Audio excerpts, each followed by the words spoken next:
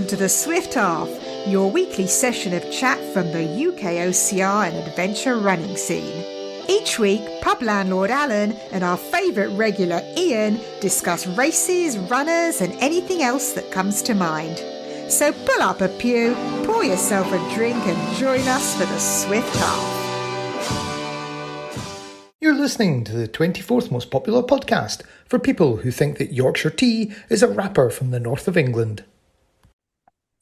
Ian, my friend, it's that time of the week again. Welcome to the Swift Half. How are you?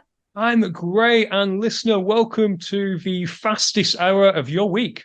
The fastest hour. Why is it the fastest hour? Because when they hear this on their podcast and they're out for a run, they will sprint to try and finish so they can turn it off.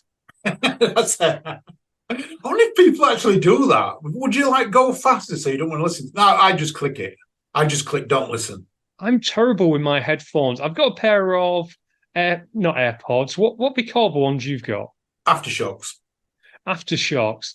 And I have no clue. Apparently you've got one button that does everything, yeah? Well, I have two on mine. I have up and down, volume up and down, but yeah.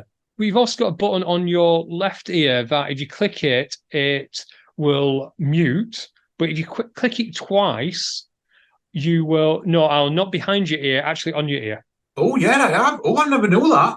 Yeah, if you click it once, it mutes. If you click it twice quickly, it skips track. So if you're listening on Aftershocks, click it twice quickly and you'll get Who's Hot. That's a good point. Yeah.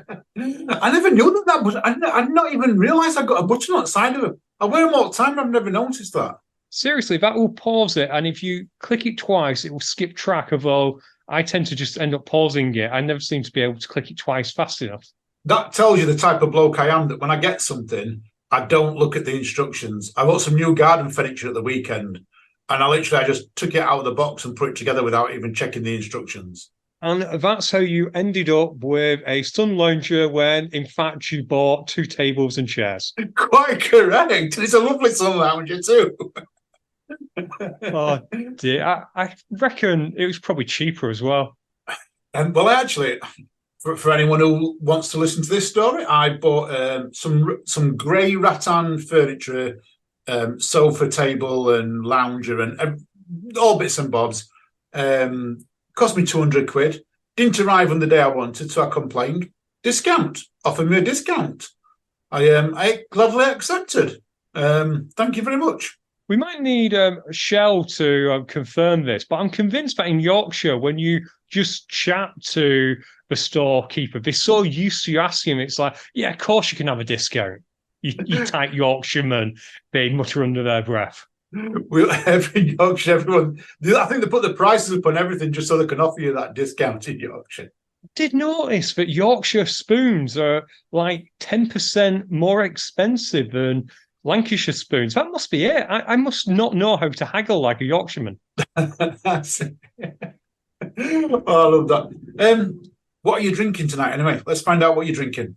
Tonight I am on a soft drink because we are trying to drop the weight. We are trying to train a little bit. We were talking prior to the show about how we're going to take on High Rocks Manchester as a pro team, Alan, aren't we? We're going to get that record.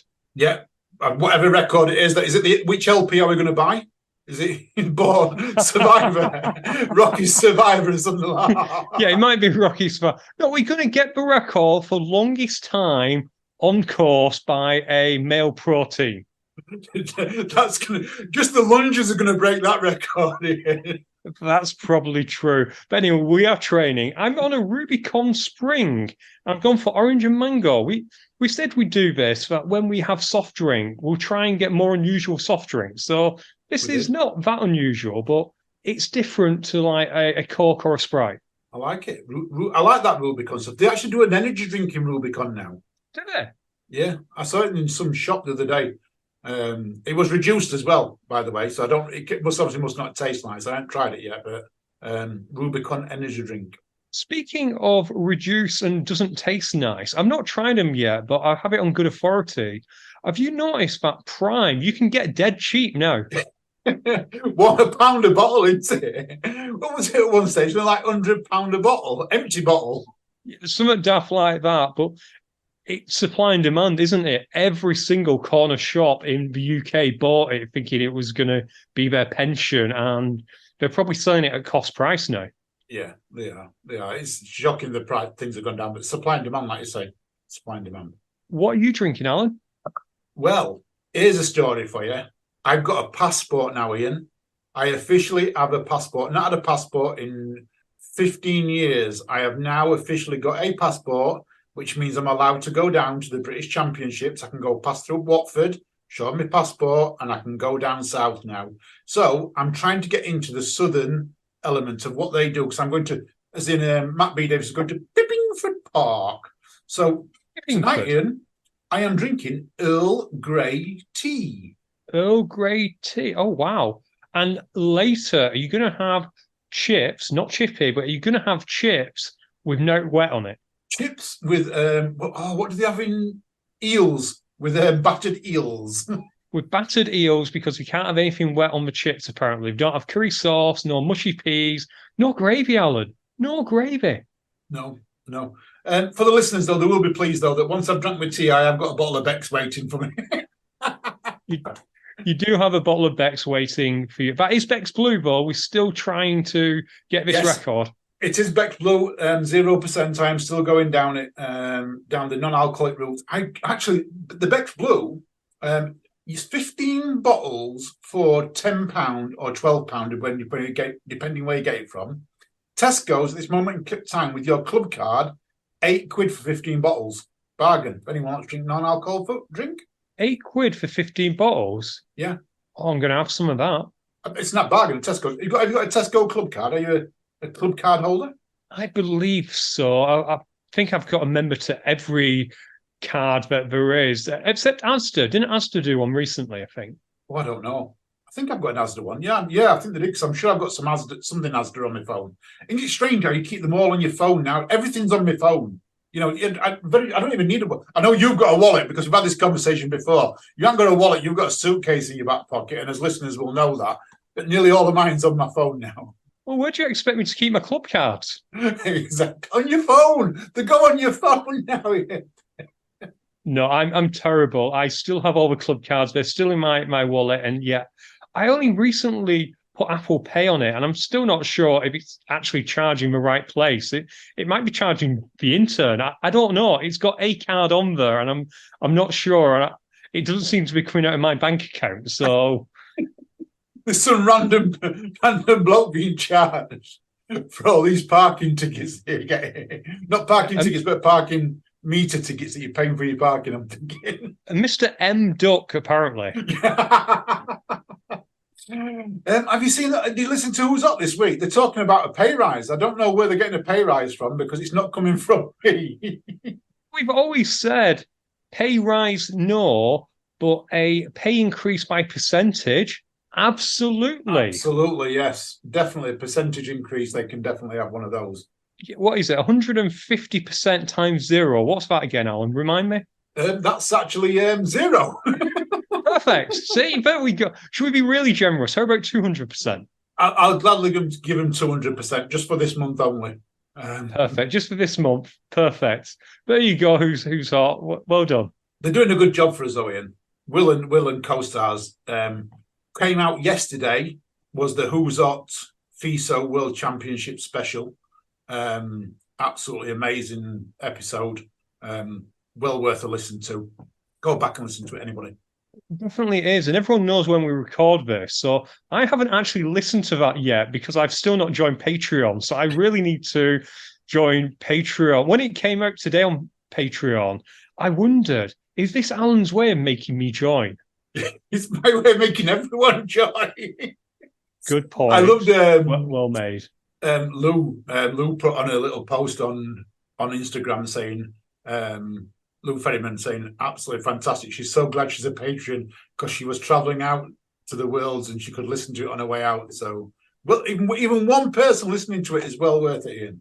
It really is. And I do sometimes go back. Our patrons do listen. I was checking the Fitness Racing podcast stats today, and obviously it tells you how many have been downloaded, but quite a few were downloaded yesterday. And then I suddenly realised that's Patreons listening. That's patrons listening, yeah, it is. because they get guaranteed to get it at 20. Well, not guaranteed, because sometimes we're a little bit late, but guaranteed, or almost guaranteed, to get 24 hours earlier. We do try and get it up even earlier than that if we can. So 24 hours, unless there's an embargo or unless Muddy Ducks Live takes over. But some things you get even, 2 weeks before might be a record. I think we did the diet one with Matt Roberts. I think that was up for 3 weeks for patrons before. I think every patron had listened to that before it went out live. Perfect. So, enough plugging of the Patreon. You mentioned the FISO World Champs in Belgium. I was thinking for a second you bought your passport to get over there, but I presume you're not going to be there. I know I'm not going to be there, but we are going to hopefully have some, far better media people than us getting some stuff out there. Yes, Claire and hopefully Kate is going to get us some live feeds. Oh, Claire's going to try and go live for us. So Claire Rosser, people know her. She goes to big events and that with Dan Titcombe, and she does filming for us. She puts it straight up to her. A big shout out to her. Hopefully she can get us things live again. I love it when she goes live because she gives us commentary as well, and she does great commentary. If we ever do eventually go live, we need to have Claire in the booth. You know what they call them? What's the booth back in the studio? The studio booth. She needs to do the commentary because she's absolutely brilliant at the commentary. She really is, and it's hard to do. When we did Decca, I had to do commentary, didn't I? Because we kept getting kicked off Instagram Live due to copyright violations because they had music playing. So I had to do commentary, and it's hard, and yet Claire makes it seem effortless.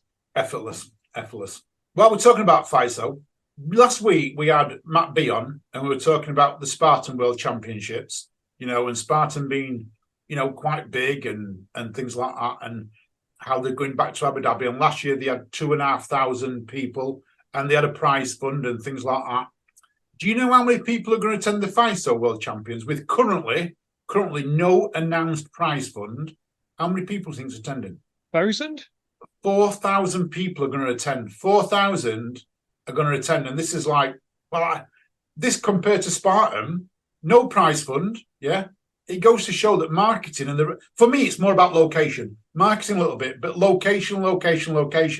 This is a place that's easy to get to. It's in Central Europe. It's easy for all the Europeans to get to. People from the States, Canada, Australia, wherever they are, they can all fly in. They can all get to it with ease. This is not Abu Dhabi or somewhere in the middle of a desert where everyone's got to really try hard to get to and get accommodation. This is a town. People can get here ease. And they've also mobilised the community, haven't they? Because obviously British obstacle sports is heavily supporting it. All the local and mainland Europe are also supporting it as well. So you've got that community behind you. And I do think in some ways, Spartan has kind of lost their way a little bit in terms of caring about the diehards. I know we joke about them, but they are the lifeblood because they're going to turn up if you look after them. Spartan's always been known as the race series, haven't they? They've always had whichever country it's been in, it's been a race series, whether it be in the States, whether it be in the UK, whether it be in Europe, there's always been a race series, and there's always been that prize fund. Sometimes it's been really good, sometimes it's been much less. But people strive. People want competition. People who do Spartans want competition, which is exactly the same as people who do the FISO World Championships. It's a competition. People know this is a competition. The difference is they know the FISO has been run a little bit more organised, and the location. That's the difference I see in terms of you've got all the federations there running it and making plans. The rules that have come out that are involved around it, and it's country as well. You want to represent your country, don't you, as well? I can't believe that after 2.5 years, the words FISO organised have come out of your mouth and it's positive. It is, though. The way I'm seeing it, there's a lot of hoops to jump through. I mean, we learnt one this week. We learnt a hoop. We didn't realise that to have media access, that we needed to fill in a form and get people registered for media access. But we've done it. I guess there is lessons to be learnt in this. And the OCR world's got to change to to accommodate this. If we're going to have a world that's going to have a governing body, we've got to embrace what that governing body represents and tries to push forward. We might not always like it, and the good thing is for me and you, Ian, we're very impartial, so we can say if we don't like it and we can give our opinions. In this case, I'm going to take my hat off and say it looks from an outside point of view that they're doing a decent job. It does, and again, to give balance, we don't know how much of it is coming directly from the top of Pfizer and how much is coming from the local governing body, because as we know, British Obstacle, who aren't involved in this, but we can just talk about them, they're incredibly well organised. So it could just be the Belgian OCR Federation that are doing this, in which case, hats off to them. But if it's Pfizer directly, hats off to them. Whoever's sorting it out, hats off to you. Yeah. I mean, British obstacle sports are doing amazing in this country. I mean, we can't praise them enough. You know, they're moving forward. They're interacting with media. They're interacting with groups. They're constantly putting content out. And yeah, James' team, everyone who was involved in British obstacle sports, big well done. And you'll constantly get our support as always while you're doing what you're doing. Definitely. You know, one day I'm going to listen back to the archive and find that episode of me really criticising them, and we'll play it back. Maybe we do a listen along or something like that. We'll play it back. But I'm going to ask Alan. You mentioned no prize money has been announced. Do we have any idea if there is any prize money? There is rumours, Ian. This is not an embargo. All I can turn around and say is there is rumours, but it has just really not been announced. I don't know why it's not been announced. Maybe there might not be any.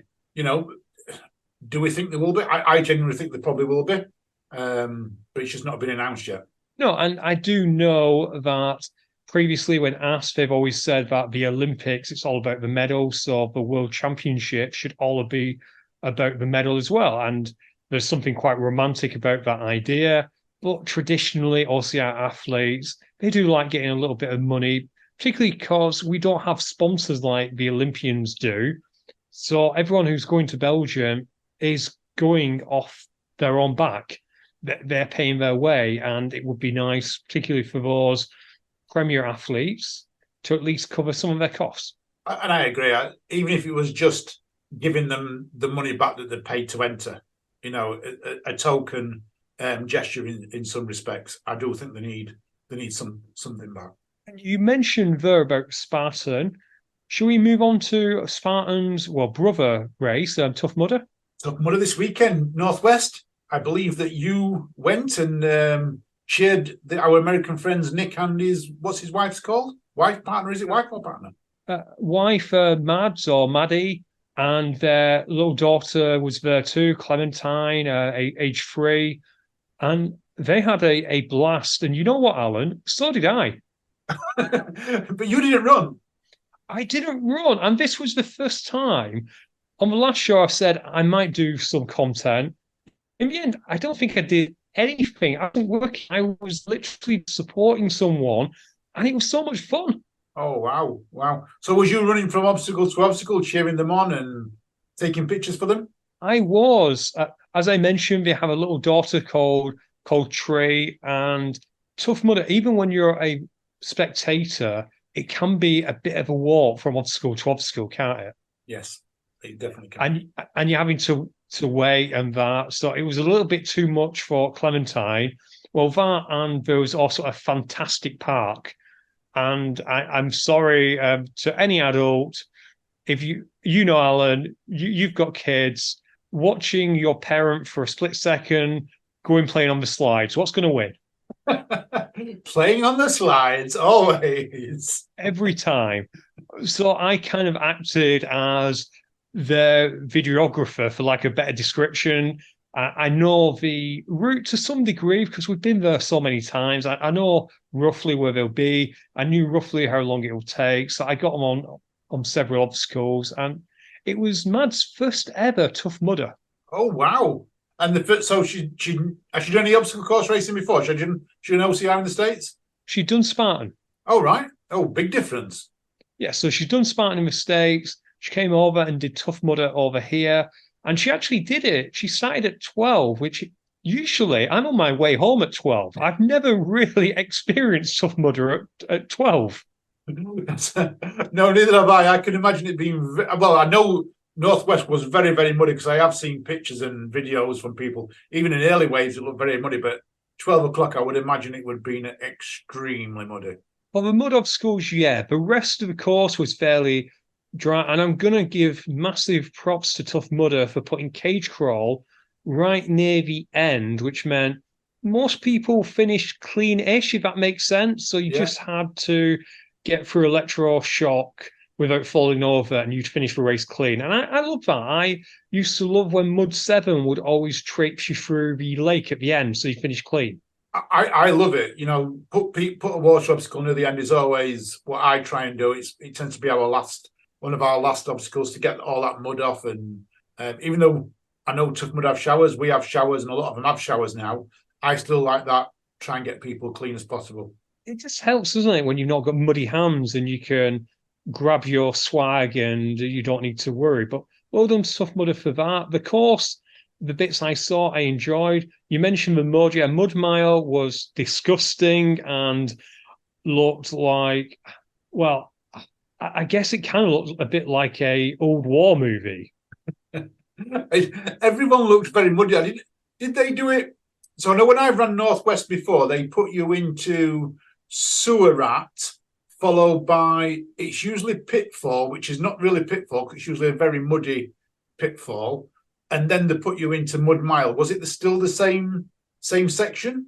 Slightly different. They had Pitfall before Sewer Rat.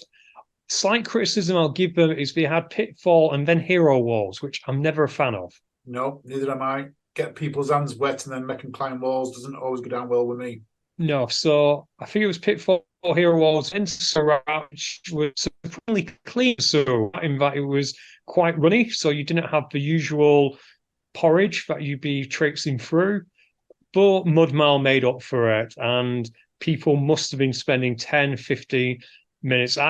I kind of liked it because Madsley's fast. She was running the whole thing and probably would have finished in about 2.5 hours if she didn't have to queue. She was going quite fast. So I managed to leave her at Mud Mile and haul my backside to the next obstacle where our good friend Mike Moussard was. All right. Where was Mike? What was he doing? He was the technical official over at Reborn, which I think is a combination of Birth Canal and the one that Crybaby. you get Crybaby. There we go. I couldn't think of a name. Yeah, they had that ETM, so they're putting that now on normal ones. They must be. They are experimenting with putting WTM obstacles or toughest obstacles on a regular course, so that must have been it. I will say that Electric Eel was vicious again, as it always is. Yeah. Don't like Electric Eel. I will try and avoid that as much as possible. One of my least favourite obstacles. I will say big shout out to the technical officials because for quite a lot of the obstacles which you could skip, there wasn't much to do other than stand there and take the bands and just watch for people not skipping it, if that makes sense. Right. So let me just talk about this band. So at Infinity, you lose a band. What happens? Burpees? You lose a band and you then go to the drop area and you've got some more technical officials there who are administrating penalties. Unfortunately, because I came late, I didn't really see enough of what penalties were happening. They usually do stuff like dizzy bat and that kind of thing. Quick penalties to replenish your bands. Right, okay. Because I have not done an Infinity this year because I've concentrated more on the Ultras than I did ETM. So I've not done one this year, and they only started that this year. So I am interested because next year my plan is to do several Infinities again as well as ETM. I think it's a good idea, a good way of doing it. Personally, I'd expand it over some other obstacles as well, because things like Everest are effectively must complete, and some people do struggle with Everest. Like if you've got a bad shoulder, you're going to struggle with that. And especially Everest at the moment, because they've moved the lip, so they've made it back to how it used to be. So it's not just a lip at the top; it's the lip that's 60, 70 centimetres beyond the top of the thing. So you have to run, jump, and then actually leap forward to grab it, don't you? Unless there's someone there to help you. Absolutely. And personally, I'd be a fan that you could use the bands like you use them at ETM, that it's dealer's choice. You could use them wherever. But I understand the potential issue there of having bands at different obstacles and having to hoover them up, whereas having 6 penalty obstacles makes it quite easy to just go and get the bands from those obstacles. So if you are doing Infinity and you have got the bands on and you went past Everest, which is a must complete, but there's no bands on it, so it's not a penalty obstacle. There's no technical officials there. How can Tough Mudder manage that? Technically, you should be DQ'd. So technically, the volunteer should take your number or whatever and radio in, and you should lose your timing shit. But there's no technical official there to do it. There's no technical official, but you do have the MVPs there as well. I did see, I think it was, I want to say Jeff Buck at Surat. Sorry if I've got that name wrong because I forgot to look it up. And I saw him seeing a couple of Infinity runners trying to skirt past Surat because we didn't want to go in it for the third time and force them through the tube and through the obstacle. So well done to him. So the MVPs still have that ability to force people to do the obstacle. Good. I like that because the reason why I ask is when I did Infinity last year, I did 2 Infinities last year, and at both of them, I saw people with Infinity bibs on just bypassing obstacles, purely because they didn't want to do them, which is wrong. It's not the spirit of the sport. It's not, and we have to reiterate that although Tough Mudder say that this is a competition against yourself, there's still a leaderboard out there, and you can still impact the leaderboard. And also, sometimes Tough Mudder give awards for a certain amount of mileage. Yeah. And you could inadvertently, because I don't think anyone is skipping obstacles because they're trying to sneak up the leaderboard. I think they're doing it because they don't want to do that particular obstacle. It's not fun to them. And we saw that a little bit on Saturday, sadly, particularly on Mud Mile. As in people skipping it or taking walking a straight past. Walking straight past. Oh, wow. Walking straight past. Yeah, a couple of people in Infinity bibs. I think I actually just said, oh, come on, Infinity runners, you need to do this. But of course, I'm just a spectator. I can't do anything. Yeah. And I got a dirty look, and you know what you're signing up for. Yeah, it's not fun going through Mud Mile and getting caught up for 10, 15 minutes. But that's what you signed up for. Exactly. And I mean, that's what I liked about ETM. I've got to admit, at ETM, I use my bib at Mud Mile every time because it was double length and it took such a long time to get through. And there was that much stuff that went into your shoes. So I get why they're walking past, but you can't, if you're not giving a band up, you've got to do it, Ian. It's part of the, if I was there and if I could give me band, I'd give a band up. Yeah. But if it's one of them obstacles that's mandatory, you've got to go out and do it, haven't you? You have, even if you do it the slightly more straightforward way of staying close to the side and using the side to push yourself up the mounts. At least you are in the mud, it's sapping your energy, and you're still doing it. Yeah, exactly. There are slightly easier ways, like you say, stick to the sides, use your hand on the side. It's much easier doing it that way. Sean Merriweather gets me how he does it because he just leaps from one side to the other. He's got the longest jump I've ever seen. I wish I could jump that far. We saw our good friend Sean there. He only went for a leisurely stroll doing it. He only got 60k. 60k, and that's back to back because I think he did the GB Ultras, Snowdon Ultra. I know he didn't do it completely 100 miles. I don't know where it pulled out at, but I know he went some distance the weekend before. So, legend. Alan, how would you solve this skipping problem?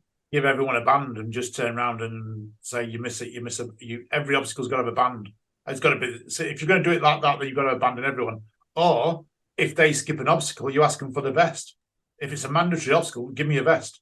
Give me a chip. I think that's the solution. Unfortunately, as an MVP, it's quite hard to enforce it, isn't it? Because no one likes confrontation at the end of the day. Yeah, they're not. I say they're not paid officials. They're paid because they get races out of it. But you're right. it's not their job to be confrontational. Sometimes you can't even see the numbers on people's shirt, on people's vests, because they get that mucky and things like that. So I don't think that's the answer. I just really think it's a case of they've got to be DQ, but I don't know how you would do it. The other option would be if they went and got, the trackers that use in ultra events, use trackers. So very much like people have Strava, you can see when people walk past it then rather than go through it. That could work. Or maybe you have a timing mat which you'd have to cross to skip the obstacle. Or if you didn't cross, it would be a very, very long time out your way. If that makes sense. They'll put some Harris, so it's impossible to get past, except you have a bypass lane for regular mudders, because regular mudders, they can do it, but you have a timing mat hidden amongst that, and if an Infinity runner walks over there, instant DQ.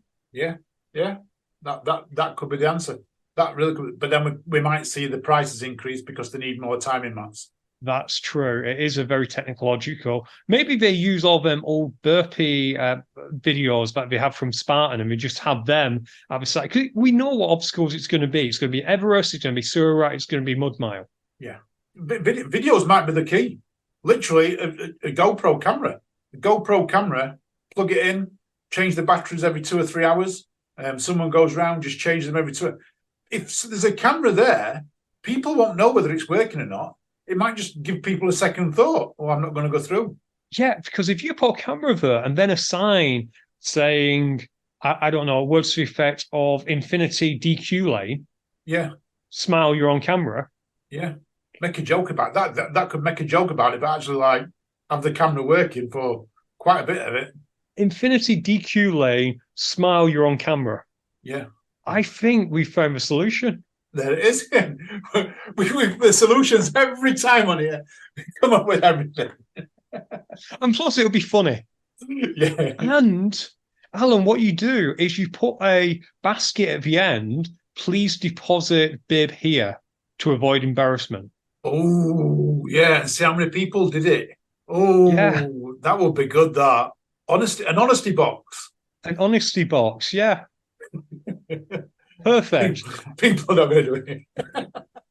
Yeah. A couple more things on Tough Mudder. Tough Mudder newbies, outside of the being upset a few Infinity people not doing it properly, it was fantastic being there at 12 and seeing so many people being introduced to our fine sport of OCR. I loved it. I saw a picture of someone who took an ironing board round with them. That wasn't a newbie. That was our good friend Gaz Burkett. Oh, was it? Oh, well, I liked it. Take an ironing board with you. I love that. Get it that around. Was the granny wave. So that was good old Gaz. But yeah, I love seeing all the new people who are there. People who've done 1, maybe 2. Will Chung's mentioned this previously, that if you hang around about that 2 p.m., 3 p.m., in the morning, you see lots of people with 25 bands, 50 bands, 100 bands, 650 bands for those who are a little bit less than honest about how many Tough Mudders we've done. You go and stay there at 3 or 4 o'clock, you just see lots of greens, lots of blues, lots of oranges, and it's just delightful, Alan. Oh, I love it, love it. Did you go and see B at the finish line? Did you see B at the finish line? She was there. I sadly didn't manage to get over. That was one of the few places which was a little bit muddy, so I avoided it. Good shout out to B, as people know, because she listens to this podcast, in a wheelchair, adaptive athlete, volunteered for 2 days in a row on the finish line. Big shout out to her. One more Tough Mudder. The different Tough Mudder courses. I was explaining this to our American friend, how all of our courses kind of had nicknames. And this was then inspired a little bit by Steve HFD from the podcast Pub, where he talked about how, well, he didn't say this. He said about how Northwest isn't really that hilly. And I was explaining to Nick that we have, Yorkshire is the hilly one, but it's like one hill. London West is also a hilly one. It's multiple hills. Yeah. Got London South, which is the fast one and the quite fun one. Yeah. Northwest is the muddy one. Yeah.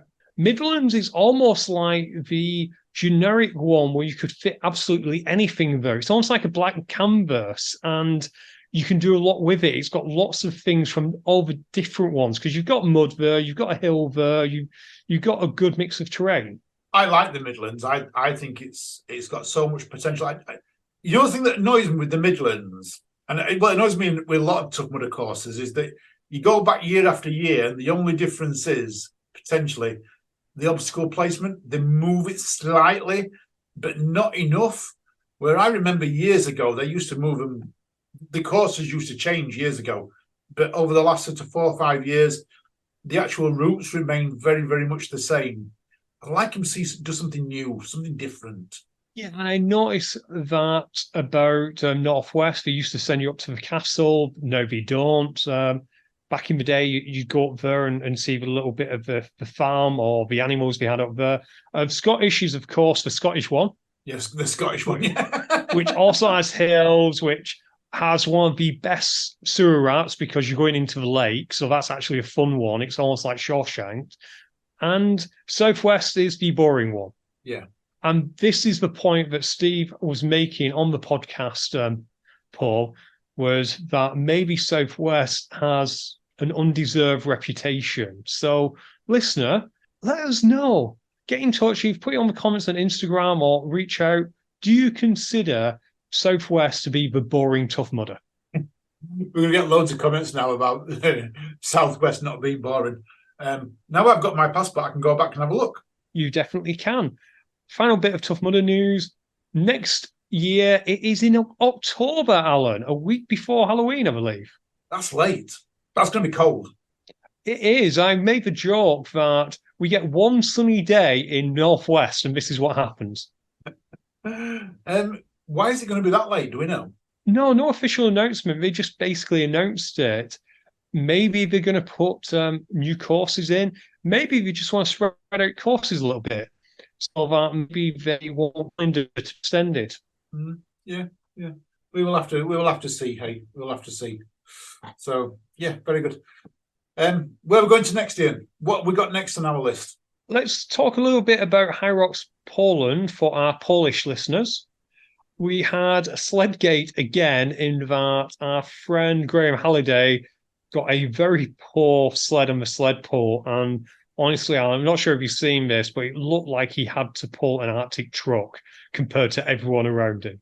Why can't they get this right, Ian? I mean, we're hearing this not far off every event we go to. There is one sled that either is really fast or there's one sled that is really, really slow. Why, at a point like this now, where they put on so many events, IROCs, why aren't we getting consistency? Honestly, I don't know. And some of the people I reach out to, not this time, but when you reach out in the past, the party line is all the sleds are the same, which they might well be all the same, but maybe the carpet's not, maybe the humidity's not. Something is different. They're not giving the same experience. So even if they're manufactured the same, they're not giving the same experience. They need looking at somehow. Someone test them. Maybe that's the idea. That maybe they get some professional, some pro to go in and just pull one sled one way and back, and then the next sled and tell them which one's wrong, which one's not right. They can tell them quite easily.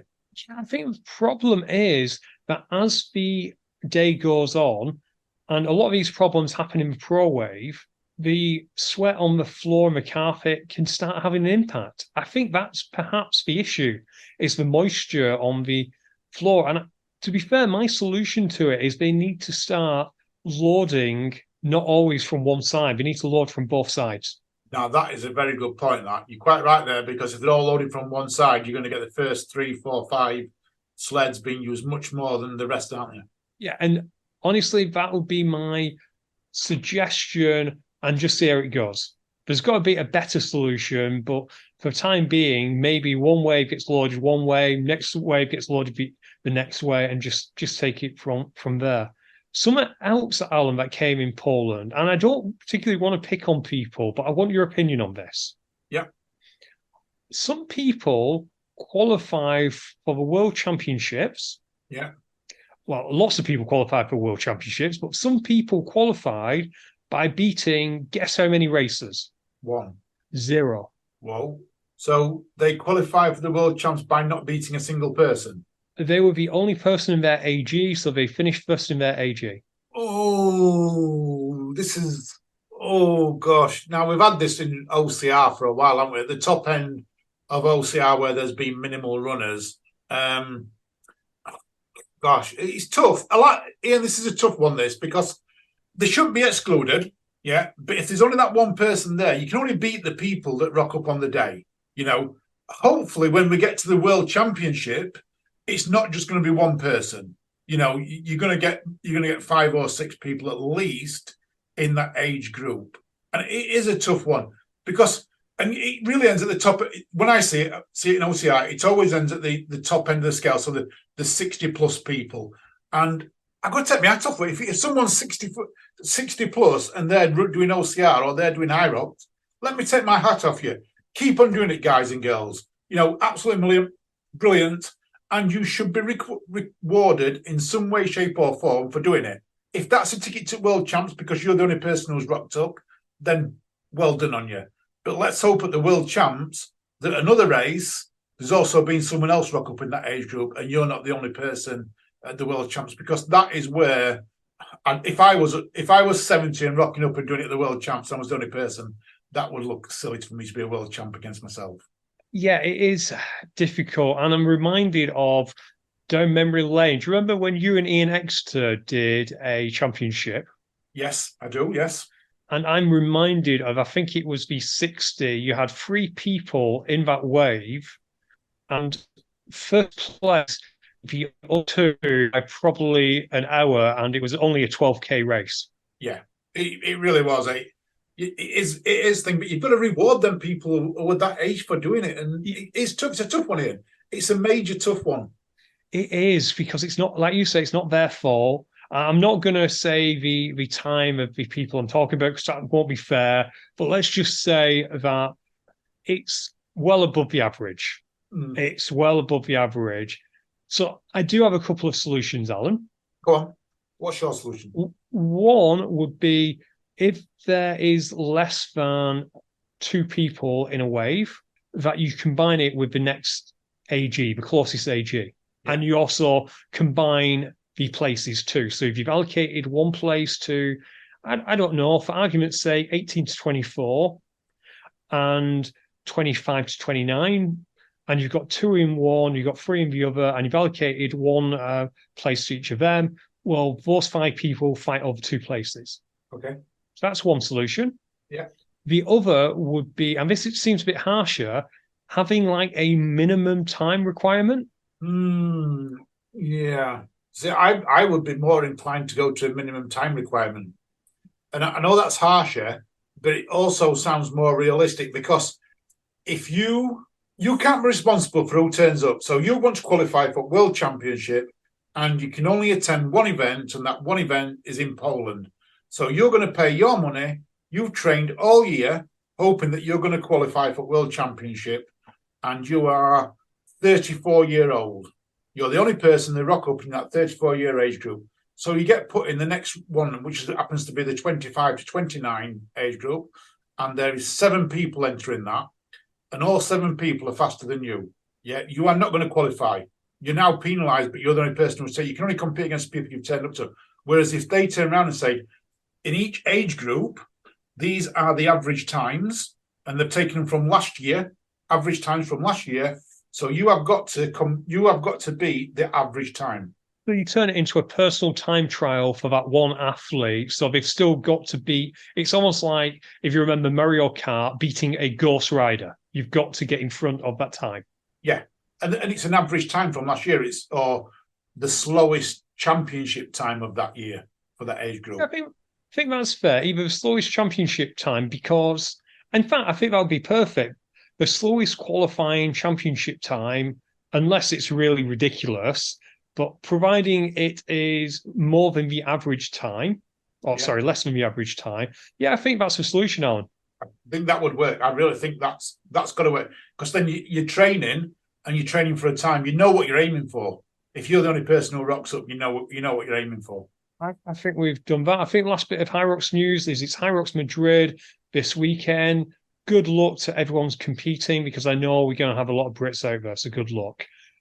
Speaking of things that happened last week, though, Alan, it was the last weekly show by Matt B. Davis. Yeah, I haven't listened to it yet, and you've told me this on the phone. I'm like gutted. I mean, we asked him last week what was happening with it, and he didn't really say. He didn't say he got time to do it and that. But it's the last one, Matt. I'm gutted. I think you killed it. You asked that question, and it made him think, "Oh, right, I should do something with that." So I'm responsible for the murder of the weekly show. No, I don't want to be responsible for that, Ian. I'm going to miss it. Fair play to Mark to actually wrapping it up. We don't know. He might do a similar show and just call it something else. This is the second incantation. There you go, Martin. I don't know what I'm trying to say, but Martin Gemma. Reincarnation. Incantation? No, reincarnation, because he used to do it with who did he used to do it with? You used to have Davis and Josh. Chase. Yeah, Josh. So that became the weekly show. So you never know. He might bring something out which isn't weekly in the future. We have no inside knowledge, but hopefully it's not goodbye. It's just see you for now. Yeah. Fingers crossed. I love it.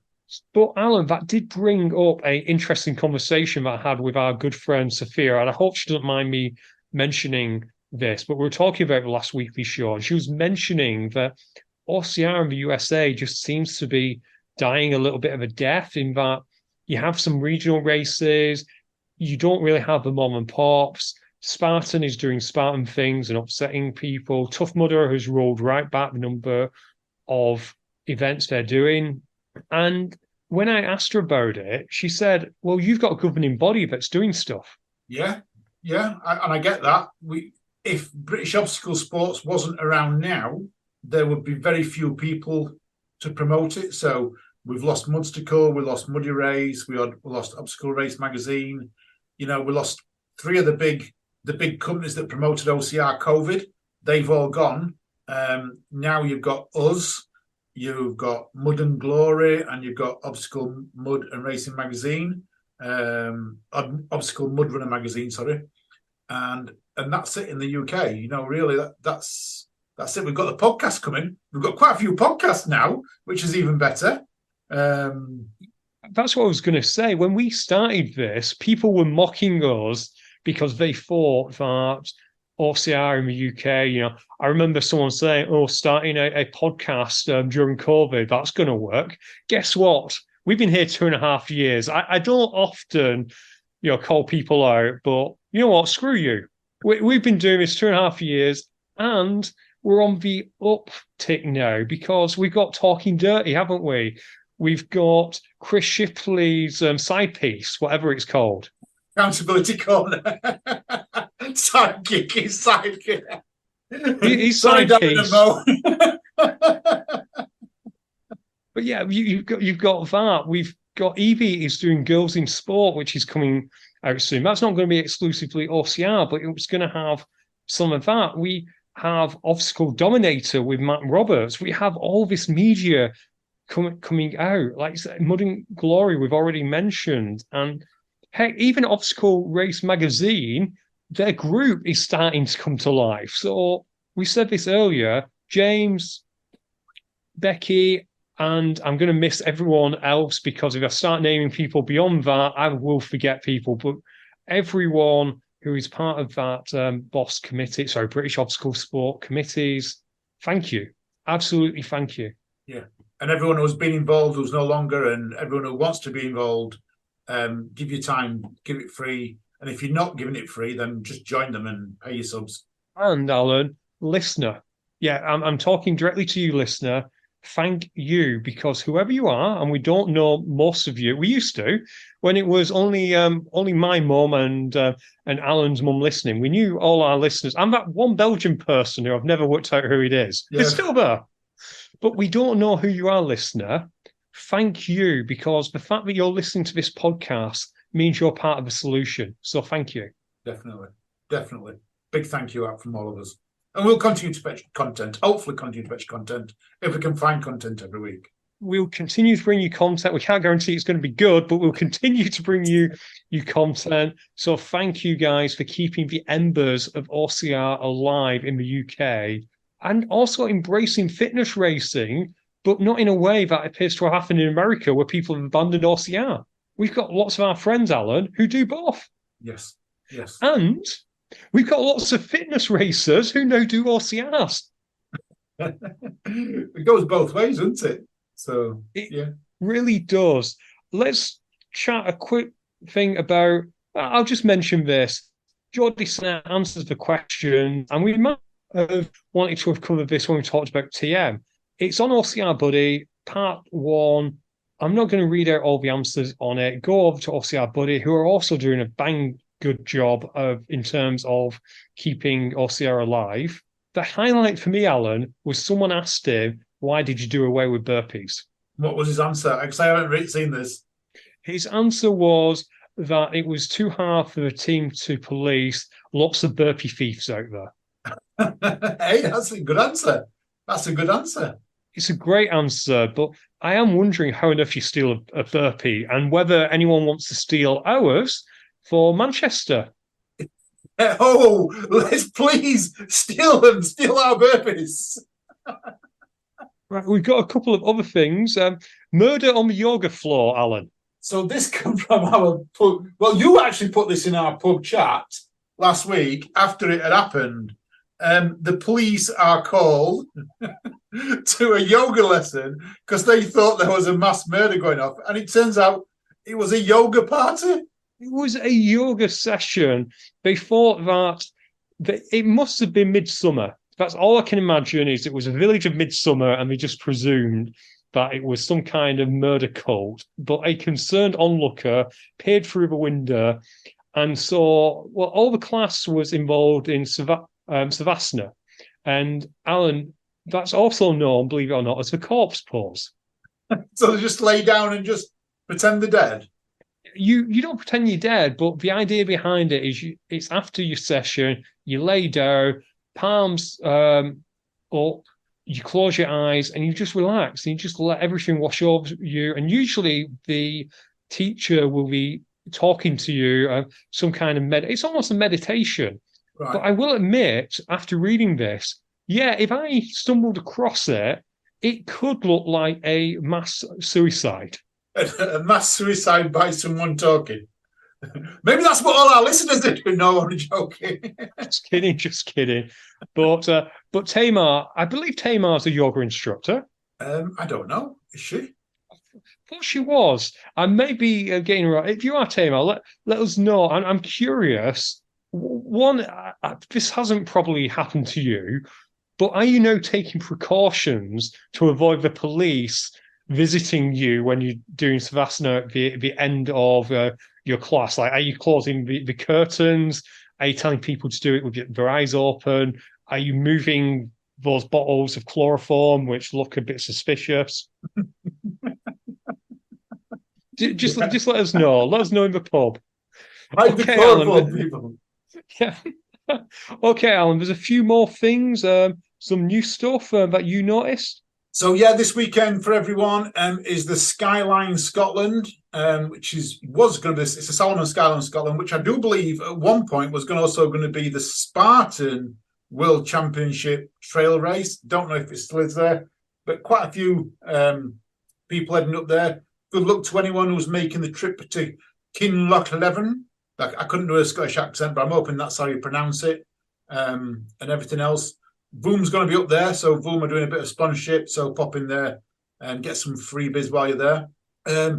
Nuts on the 2nd of March 2024, they're winter nuts. Slight change happening over there. So there's going to be the classic mud fun race in true nut style.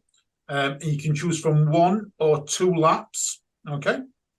However, they are going to have a new, fast, non-muddy technical sprint course to test qualifying races as well. So that's a bit different. So a non-muddy technical sprint course in winter down at Nuts. That's interesting. Can you still do 3 laps, 4 laps, and limitless on the following day? It's saying at this moment in time, it's just going to happen on the Saturday, 2nd of March. So this is their website, and this is their social media site, and it's just saying choose from 1 or 2 laps. So if you want to run nuts, it doesn't say you can do 3 and 4 anymore. It's just saying 1 or 2 laps. So a bit of a let's change get there. let's get some clarity on that, and maybe we'll report back next week, because it would be such a shame if the 4 laps disappeared, because it's so iconic. Of saying that, Alan, looking at summer notes and last time's winter notes, there wasn't a terrible amount of people willing to do that Sufferfest anymore. No, I think the Sufferfest is going in. If I'm honest, I think that the days of people trying to take on the hardest course out there is people have moved on a little bit from that, and they know. Me personally, I like to go down once every other year, and I'll be honest, I go down to nuts once every 2 years. I always go down, try and get 4 laps in. I've managed 3, never really managed the 4th. I've always been injured when I've gone down. I've never had an injury-free year when I've gone down to nuts, which has been gutting. But yeah, I'd like them to try and keep a thing out there, maybe a qualifying thing, so you can only go for 3 laps if you've done two laps the year before. They used to do that, didn't they? That they would only let people take on not 4 laps if you've done 2 or 3 laps previously. I think they stepped away from that, but I know they definitely used to do that. Yeah, they did. And I've also noticed their colour run is back as well on the 14th of October this year. The Camelot Colour Challenge, which is very much where they throw the paint over you and things like that in. Again, I love things like that because it's another way of getting people into the sport. It certainly is. And another date for people's diaries, if you're listening to this before Monday the 18th, 8 p.m, on the 18th of September, Rat Race are going to open up entries to their Sea to Summit series. So that's Coast to Ben Nevis, Coast to Scafell Pike, Coast to Snowdon.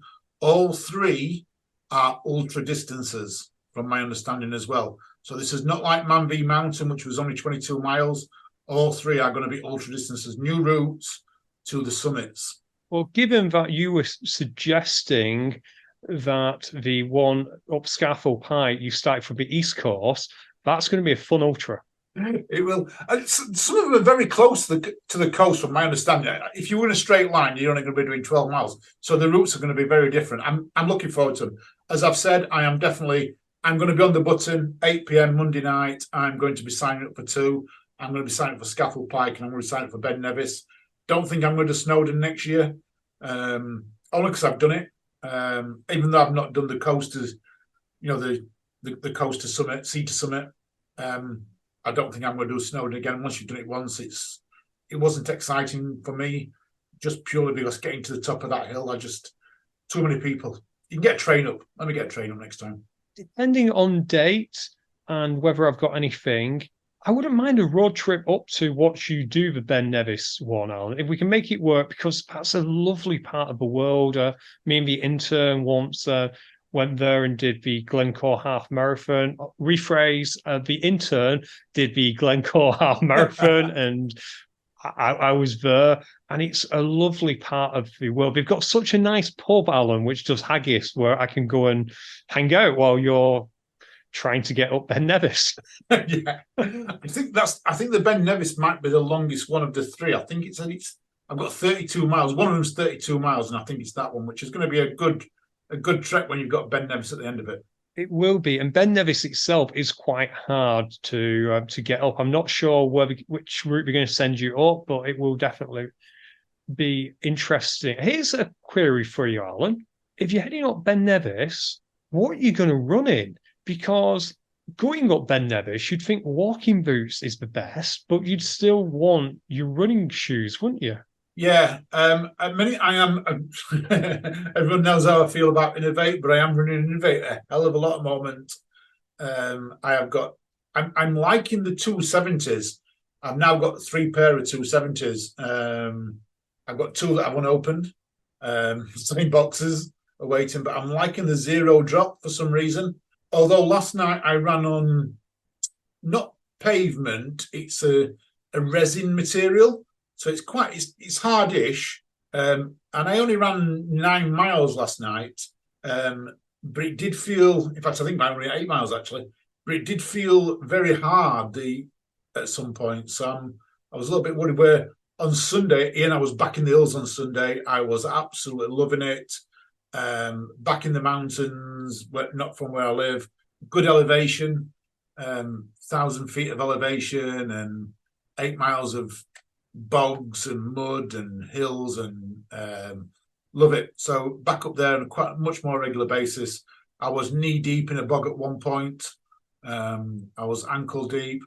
We maybe this in this show turn it off, listeners, but Rob found a little bag of herbal medication, and we decided just to drop it into a bog up there, empty the packet out and drop it into a bog. So and take the packet back off the mountain. We didn't want to take anything off the hill that had got something in it, but we emptied it out and took the wrapper down. So you helped out the local fishermen because those fish are going to be very relaxed and probably docile. Very relaxed and docile if there's any in the bog. But no, it's good. That's me. I'm training lots, and I'm doing lots of lunges just for you, Ian. Practicing the lunges every day. I might start practicing the burpees, and we can swap out. So yeah, I'll try some more burpees because I've not done some for a while. I did some run burpees the other day, which are quite hard. Alan, speaking of runs, which leads us to Spartan, which leads us to someone who's at a lot of Spartan, who had a very happy day, didn't he? Oh, now you've thrown me. What am I talking about now? Oh, come on, Alan. You put this on the notes. It was someone's massive day recently. I did, yeah. PT Scotty got married on the 28th of 8th to Karen Phillips. Congratulations, Scotty. We did want to say thank you to you. We only saw it this week, so apologies we didn't get into it last week. I saw your pictures. Looked a beautiful wedding over, I want to say Mauritius or Maldives or somewhere like that. It was somewhere really, really hot. Married on a beach. Congratulations to both of you. No, many happy returns there. I think the only final thing, Alan, is other than 5-star, we've got McTuff this weekend as well. McTuff this weekend. Love the medal they brought out. Looked very good. I've not looked today. What's it look like? I'll pop a post on our Facebook page. I'll share the link. Perfect. Absolutely perfect, Alan. I think we're out of notes now. I'm completely done, Ian. What you got on your podcast this week? I have got this week. Oh, I think this week is going to be High Rocks workouts. I had to think for a while there because we've recorded a fair few, but I think we've got High Rocks workouts this week. Who is coming on Monday's show? Is it Who's Hot, or have we got someone else? No, I'm back to doing my job. I have done an interview, Ian. Woo! Who'd you got on? This week I chatted to Jamie Gaines, our adaptive athlete going over to the World Champs. So this was done before he went out to the World Champs, but it's going to go out Monday. So we talk about what he thinks he's going to be doing, but we also talk about British obstacle sports, British championships, some of the categories, some of the behind the scenes stuff, a little bit about Jamie himself and how he ended up being an adaptive athlete and what he has done and where he's going.